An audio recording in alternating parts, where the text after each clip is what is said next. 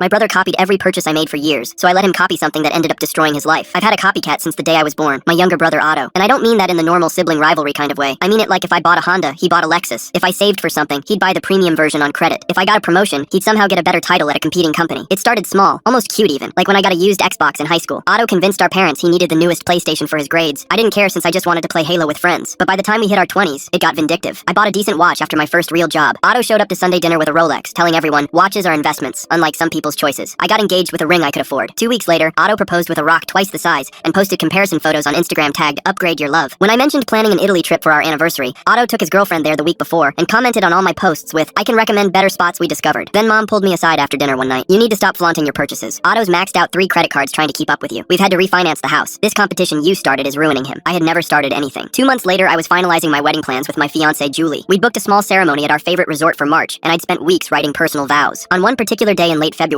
Otto announced he was eloping the following weekend with his girlfriend. But he didn't just elope. He booked our resort, hired our photographer, even called our florist claiming there was a mix-up with the brothers' weddings. He literally had our wedding before us. But the worst part came when I saw his ceremony video online. He was reading my vows, word for word, the same ones that I'd spent weeks writing and had left the paper at my parents' house. Julie watched those words coming out of Otto's mouth and collapsed. She cried for hours and kept saying, those were supposed to be mine. Ours. He just stole your vows like it meant nothing. We postponed our wedding indefinitely. That's when I decided to give Otto exactly what he wanted. A competition he couldn't win. I found the perfect trap. A beautiful colonial house from the outside, but a nightmare underneath. The inspection report from a realtor friend showed foundation cracks, black mold, flooding basement, and termite damage that would cost a fortune to fix. I started talking about the house at every family dinner, calling it a prize I desperately wanted. I showed mom fake mortgage paperwork for more than we could actually afford. I acted obsessed with that particular house, making sure Otto would hear me every time. And after 3 weeks of building suspense, I announced that I'd given up because I couldn't save enough money. I even looked devastated. That house was our dream. I hope no one else buys it so I can get it back in the future. I knew Otto couldn't resist, and sure enough, he started hunting for it immediately. He found it on the market instantly, and the sellers had staged it brilliantly with fresh paint hiding water stains and furniture covering damaged floors. Otto didn't even tour it properly, and already made an offer on the first visit. He even waived the inspection to beat the imaginary competing bids I kept mentioning. And a week later when he met me, he couldn't stop grinning. Remember that house you couldn't afford? I just closed on it. Looks like it was meant for me and not for you. You should probably look for something cheaper. I didn't say anything back, knowing full well the disaster that was about to come. During the first month, his basement flooded during a light rain. Otto called me panicking at midnight, but I let it go to voicemail. Then foundation cracks spread across the walls, and he realized he desperately needed repairs, otherwise the house would collapse. But those repairs cost money that he didn't have after having bought a house in such a haste. So Otto showed up at my apartment uninvited, looking haggard. His clothes were wrinkled and he had dark circles under his eyes. He stared at me for a long moment before speaking. You knew about that house. You did this on purpose. I just shrugged and told him I'd never even gotten inside to see it, and besides, he had bought the house on his own. He couldn't prove anything. Our parents had already given him their savings for the down payment, and he ran out of money. 6 months later, Otto was in the middle of a divorce with his wife and living in our parents' basement. He told everyone I'd set him up, but he sounded more like a broken record than an actual victim.